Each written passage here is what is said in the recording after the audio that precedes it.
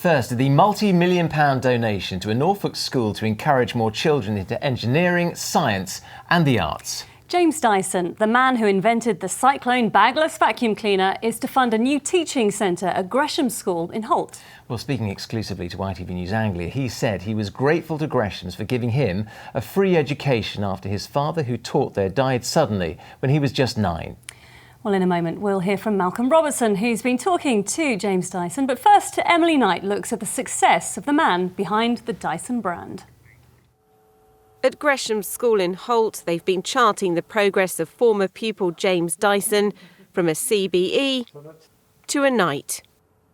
Born in 1947 in Cromer, James Dyson went to Gresham School from 1956 to 65. Both his parents taught there, but at the age of 9, his father died. The school allowed him to stay on at no financial cost. He later went on to study at the Royal College of Art in London, and after graduating he came up with his first original invention, the ball barrow, in 1974. It was in the 1990s that his Joules cyclone bagless vacuum cleaner finally became a reality, going into business in 1993. Now Dyson is a global force employing more than 14,000 people. The company's grown rapidly and earlier this year announced it's to move its head office from the UK to Singapore.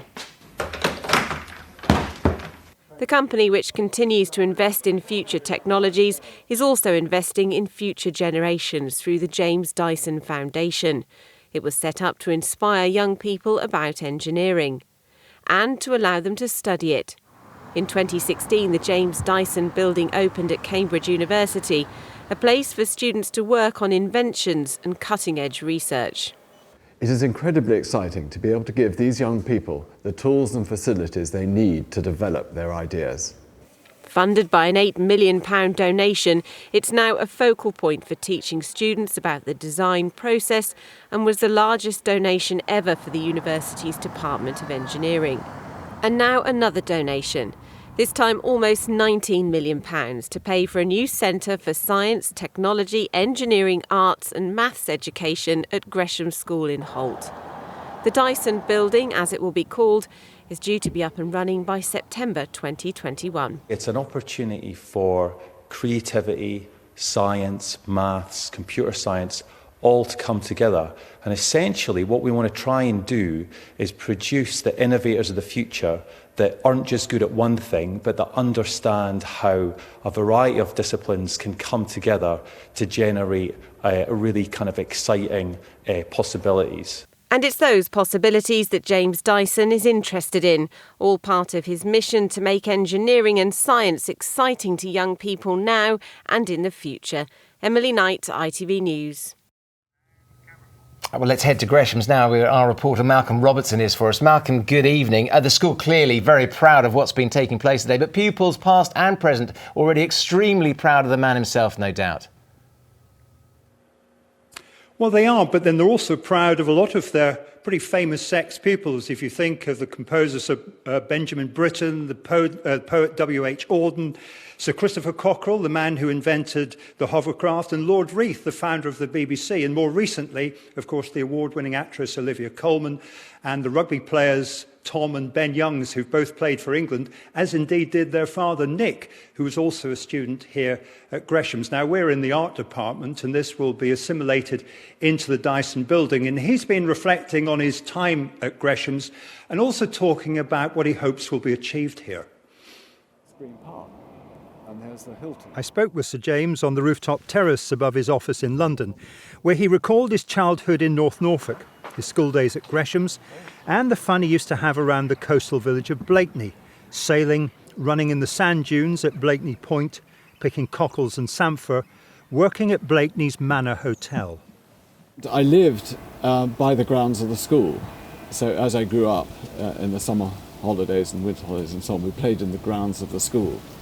And had all the facilities there.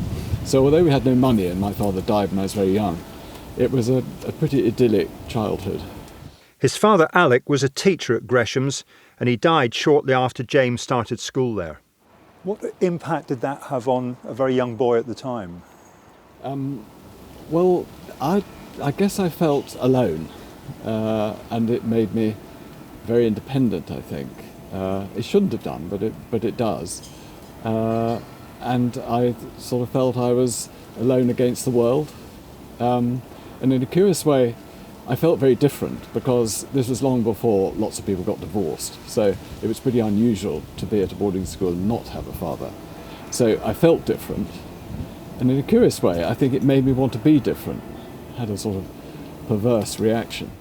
He'll forever be thankful to then headmaster Logie Bruce Lockhart for allowing him to stay on at Gresham's despite the family no longer being able to pay the fees. Extremely grateful for Gresham's for all sorts of things. I mean, obviously providing me with a free education, my brother and myself with a free education. But also it was a non-pressurised school. We weren't particularly pressurised. We were, I think, encouraged to be individuals.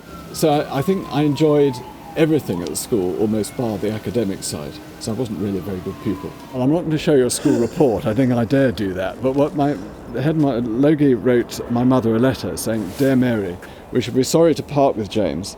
I cannot believe that he is not really quite intelligent, and I expect it will be brought out somehow, somewhere." How right he was. James Dyson has become one of the world's great innovators, making him a very wealthy man. Now he wants to reward the school which stood by him. It seemed a very natural thing to do, to build a wonderful building with a wonderful architecture in which Gresham's could specialise and attract people who wanted to read mathematics, science and engineering and even design and technology. What would you say to those who perhaps would say that it's a privileged school, that perhaps you should be investing in perhaps state education rather than a private school like Gresham's? Well, up until now I have invested in state education to the tune of about £100 million. And we send out lots of loan boxes to schools. Our engineers visit schools and do master classes. So all our efforts up until the last 25 years have been with state schools. And there's nothing wrong with private schools. People they save up a lot of money and spend everything they have on educating their children and saving the state a great deal of money. So I think there's always a place for independent education, independent thinking in education, and for people who want to make that choice for their children. And I know Gresham's has about £3 million worth of scholarships a year. And I was fortunate enough to go there under a scholarship. So I think it's only right that I should give something back to the school that provided me with a wonderful education. Well, so James Dyson there, who was at Gresham School from 1956 to 1965. Let me introduce the current headmaster, Douglas Robb.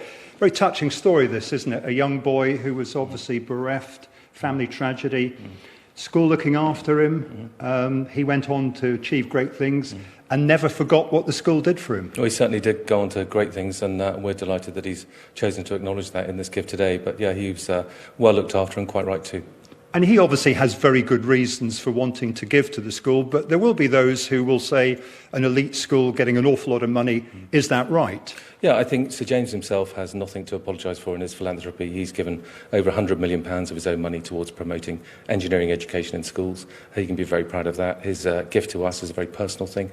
He was here. Do we deserve that gift? Probably not. Are we delighted to have it? Absolutely we are, and we will make very best use of it. And this is going to be, isn't it, more than just an engineering unit? That's right. The whole idea of it is that it's a STEAM building, so it includes art within the traditional sciences and mathematics, computing, robotics, artificial intelligence, machine learning, all those things. But the idea is that we want the kids to be creative, to take risks and be problem solvers. That's what we really want to see, and STEAM hopefully will allow them to be able to do that. And you hope he'll be here in person to open it? That's the idea, yeah. We hope the building will be finished in summer of 2021 and that he will come and open it in the autumn of 2021. That would be ideal. OK, thank you very much indeed for joining us. I should just say that one of the interesting things that came out of yesterday's chat was that he went to the Royal College of Art after he left Gresham's, and he said he almost stumbled into engineering. Well, for someone who stumbled into it, he did rather well, didn't he? He certainly did. Thank you very much indeed for that. Thank goodness he did stumble into it. Malcolm Robertson, Douglas Robb, thanks very much for that.